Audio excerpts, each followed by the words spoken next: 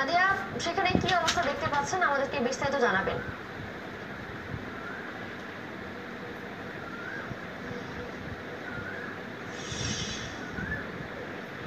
পুলিশের যে ভ্যানে করে এখানে আসামি যারা আছে তাদেরকে আদালতের কাছাকাছি নিয়ে আসা হয়েছে। আমরা যতদূর জানি এখন পর্যন্ত যে বিচারক এখন এখানে এসে পৌঁছান নেই, অর্থাৎ বিচারক এসে পৌঁছানোর পরে 10:30টার পরে আমরা আশা করতে পারি যে এই আদেশের জন্য যে আদালত বসা সেটি বসবে এবং তার মাধ্যমে কিন্তু এখানে যে আদেশটি দেওয়ার কথা রয়েছে যদি আজকে দেওয়া হয় তাহলে সেই 239 জন মিডিয়া জওয়ান যারা পিলখানা বিদ্রোহের বিস্ফোরক আইনের করা যে মামলাটি সেই মামলাটিতে কারাগারে আটক রয়েছে তাদের বিষয়ে একটি। আসসালামু আলাইকুম। ওয়ালাইকুম আসসালাম। আপনার কি সমস্যা নিয়ে আসছেন? সিঙ্গাড়া ভালো লাগতেছিল, দুপুরবেলায় খাইছি এক গাদা, 6টা মতো খাইছি, পেটের ভিতরে এখন মনে হচ্ছে ট্রেন চলতেছে।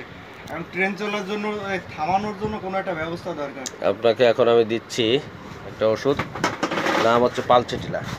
তো আমাদের যারা চিকিৎসক ভাইরা আছেন তারা এই পালচেটিলাটা এইভাবে খাবারের সমস্যার কারণে যদি তার গ্যাস হঠাৎ করে বেড়ে যায় একটু মাত্র 4-5 ফোঁটা মতো পালচেটিলা খাওয়াই দেবেন, দেখবেন ইনশাল্লাহ সাথে সাথে তার রেজাল্ট আমরা ইনশাল্লাহ জানতে পারবো। যদিও হয়তোবা আমাদের ভিডিওটা বেশি সময় যাবে না, কিন্তু আশা করি আল্লাহর রহমতে 2-5 মিনিটের ভিতরেই তার যে গ্যাসের সমস্যাটা মনে করতেছে সেটা ইনশাল্লাহ থাকবে না। পালসেটিলা এমন একটা ওষুধ, খুব সুন্দর একটা হজমের জন্য আমাদের খুব কাজ করে থাকে। তো আমরা যারা সাধারণ প্র্যাকটিস করতেছি তারা এটা পালসেটিলা ব্যবহার করব।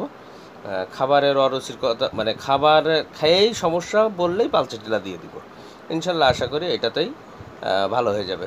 আর তারপরে তার সিমটম অনুযায়ী আমরা তাকে ট্রিটমেন্ট দেব পরবর্তীতে। ধন্যবাদ, সকলে ভালো থাকবেন। আসসালামু আলাইকুম।